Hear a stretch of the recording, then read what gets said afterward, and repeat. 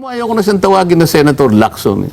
Bakit po? Tatawagin ko na lang siyang Ping mula ngayon. Palagi dyan sinasabi yung interparliamentary courtesy. At palagi ko na may pinaliliwanag ang parliamentary courtesy, kinapapalooban ng dalawang chamber. Siya yung unang hindi gumagalang eh. Uunahin mo bang igalang yung kapitbahay natin, sabi ko nga. Samantalang tayo bilang miyembro ng isang pamilya dito sa bulwagang ito, hindi mo man lang kayang gumalang. Lahat na ng mga ebidensya na tinutumbok sa sworn statement ng napakaraming tao, sila na ang tinutuntun. Aha. Bakit? Kung sila ba'y pinatawag natin, kawalan ba ng paggalang yun? Sino ba yung gusto mong igalang talaga? Yung taong bayan o yung itinuturo ng maraming mga dokumento?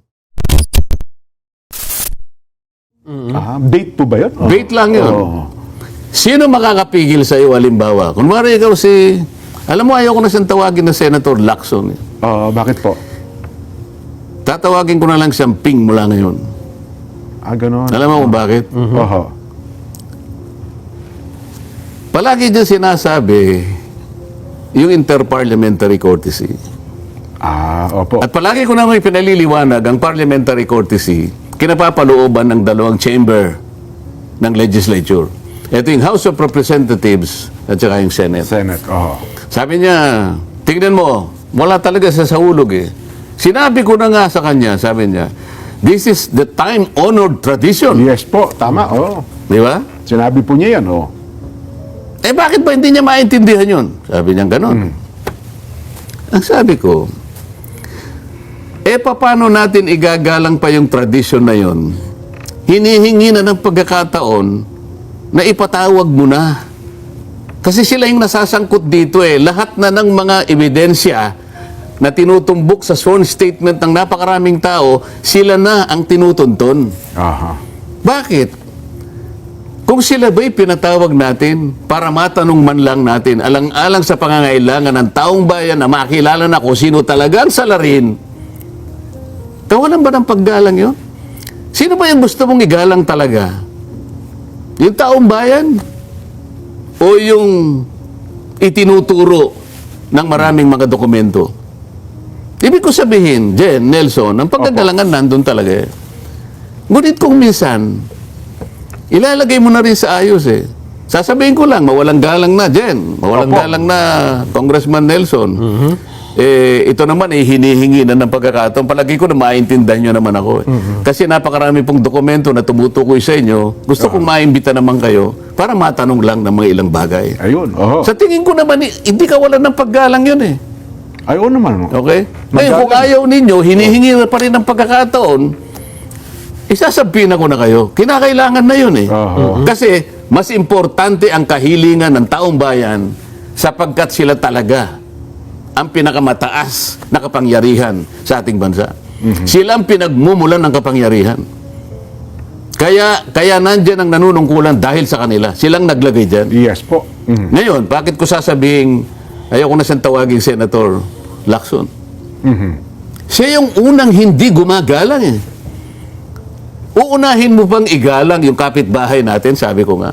Samantalang tayo bilang miyembro ng isang pamilya dito sa bulwagang ito, hindi mo man lang kayang gumalang. Nakakita ka lang ng kaprasong papel. Sasabihin mo na kinakailangan dali sa ombudsman para Maimbestigahan na kagad, paano? Halimbawa lang naman to, Nelson. Halimbawa, sa Lunes, bibigyan ko siya ng kaprasong papel. Opo. Kaprasong papel, ngunit naglalaman ng isang validated na impormasyon na yung aming Senate President ay humiling din ng mga projects. At ito ay validated sapagkat galing ito sa DPWH. Opo. Hindi lang basta Hindi sulat kamay hindi ito. 500 hindi sulat talagang pirmado, formal Request. Merong covering letter na galing sa DPWH at naka-attach yung kahilingan ng aming Senate President. Hindi 500 million, 3.5 billion. Wow, ang laki. Mangangako ba siya na kagyat siyang tatawag ng press con para sabihin niya, kailangan ito daling kagad sa ombudsman? Bakit ganun ang style niya? Pero yung kahilingan rin, walang masama dun, Wala. Sabi ko nga, Oho.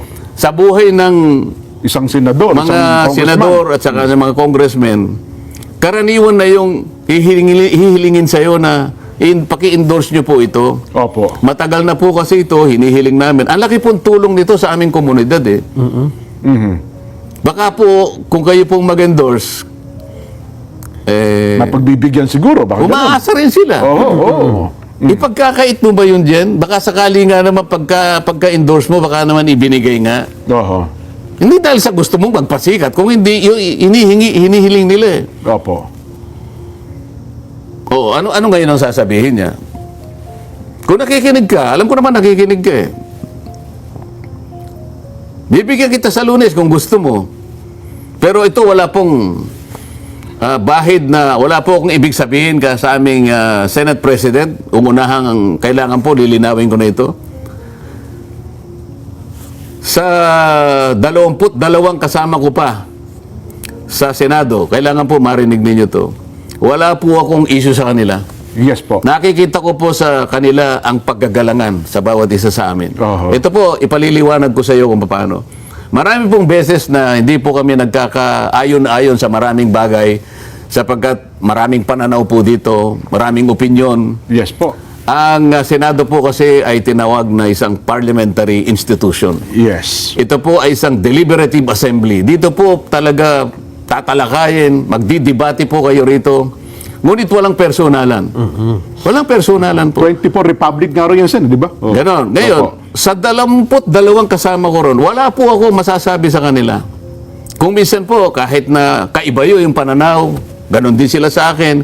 Pero pag nakita ko na meron silang pakikiusap, pwede mo bang pirmahan ito, Supportahan ito, Sen? tulungan. Yes, oo. Kasi ito, ako, pipirma ako. Walang pag-aalinlangan. Pumipirma ako. Alam po nila lahat yun. Ganun po yung pagkagalangan. Kahit na hindi tayo nagkakasundo sa ibang bagay sapagkat to'y opinion lang at meron tayong sariling pananaw kung paano natin i-approach ang bawat panukalang batas, hindi natin pinapayagan na pag-aaway-awayin natin ang sarili natin sapagkat kapwa tayo naglilingkod sa mamamayan. Yes. Pero si Ping nag-iisa lang siya eh. Aha. Ganito ang kanyang ugali. Palaging ganito. Kaya nung sinabi ko, nakakita na 67. Nakita mo yung tumayo siya. Sabi niya, yung mayor ka ng Candaba. Oho. Meron silang ganito, yung mga anak nila, ganito, nagporma ng ganito. Ito yung kanilang nakuha, 2.5 billion ng... puro ganito. Pagkatapos, hindi naman niya, Pinatawag. hindi niya pinatawag. Hindi na investigahan. Nag-identify siya ng 11 contractors. Sa kanyang privilege speech.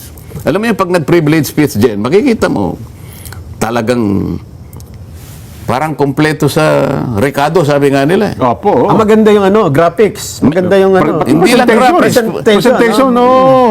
Maluluma si Lino Broca rito. Ayun Kompleto yung cinematography, merong screenplay, Pati sound effects, ano?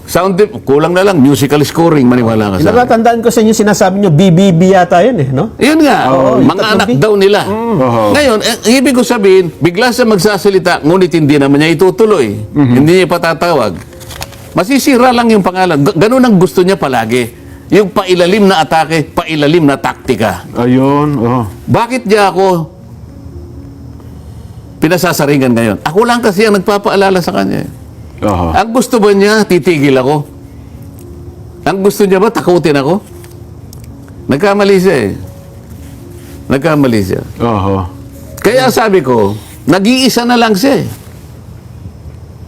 Alam mo, sa una kong pagpunta sa Senado, nahalata ko agad na parang takot na takot sa kanya yung mga kasama ko. Mawalang galang na sa kanila. Yung ibig ko sabihin, hindi yung takot, yung parang nagdi-defer sila, na parang ayaw na lang nilang Makipagbanggaan. ayaw na lang nilang yes. gano'n dahil maring iniiwasan siya, parang gano'n. Na parang kasing sa tingin niya, naipundar niya ang sarili niya. Ito yung kanyang, palagi niya sinasabi, I've spent 50 years Oho. of service Opo. in government. Ano? Na parang walang ka-blemis-blemis, parang walang kulubot, parang Walang kabahid-bahid ng ano. walang bahid dungis. Yes po, oo. Parang nakalimutan niya yung napakaraming episode sa buhay niya na. O nakalimutan niya yung sa Isabela na ano siya na tungkol sa mga illegal logging. Oho. Di ba? Nakalimutan niya yata yung Kuratong Balileng. Oho. Nakalimutan niya yung ano ba yung isa? Corbito, ano yun? Daser Corbito. Daser Corbito. Ganun po ba? Oh. O baka hindi niya alam na alam ko kung bakit nawala na lang bigla yan. Maraming mga tao ang kinasangkapan kung bakit na-dismiss ang mga kaso na yan. At huwag mo sasabing magmamalinis-malinisan ka. Totoo yung sinabi ko na nung hindi ko pa siya kilala, napagkamalan niya akong reporter din eh. In-interview ko raw siya. Ganun po. Oh. Binasa ko yung transcript nung interview niya eh. Sabi, kasi kanya, in-interview ako niyan. At napahanga daw ako sa kanya. Opo. Hindi pa congressman yan, kanya, hindi pa senador. Nung siya nasa media pa. Napagkamalan niya akong interview, nag-interviewer o media kasi meron tayong program ngayon. Opo. Isip-isipin doon pati yun sasabihin niya. Kasi nabanggit ko nga, dahil nga napahanga niya ako na isang araw, nagsasalita siya, lahat ng carnap vehicles, dalhin nyo rito sa Camp Crame. No questions asked. Yes po. Abay, padaan-daan nga ako ron dahil ang aking opisina sa Ortigas lang. Opo. Ortigas. Nakabunto ng mga sasakyan na karnap. Mga nakaw na sasakyan. Mga generals, sinole, no questions asked. O di humanga naman ako. Mukhang, Tama naman ito yung gusto ko kako. PNP chief siya nun. Tinawagan ko ngayon si Bayani Fernando na isa sa mga kaibigan natin. Kasi si Bayani, isa ring masugid sa mga reforma yan. Nakita mo yung Marikina noon na walang... Sabi niya, Malinis, maayos, gusto niya, disiplinado. Yes po. ipalitaw ninyo yung bangketa. Hindi po pwede. Pinagdidemanda siya ng maraming mga tao, pati. Opo. Hindi ba nga niya, basta demanda nyo ako, pero kailangan ganito ang mangyari. Kailangan malinis, kailangan maayos ang kalsada, lilitaw ang bangketa. Meron siyang political will eh. Yun. So sabi ko sa kanya, Bayani, kausapin mo si Ping, sabi ko. Yung PNP chief. Bakit? Maganda rin ang nakikita ko eh. Kausapin mo, sabihin mo, kung mandidato siyang president, ikaw naman ang vice president. Kinuwento ko pa eh. Oo. Kay Senate President. Senate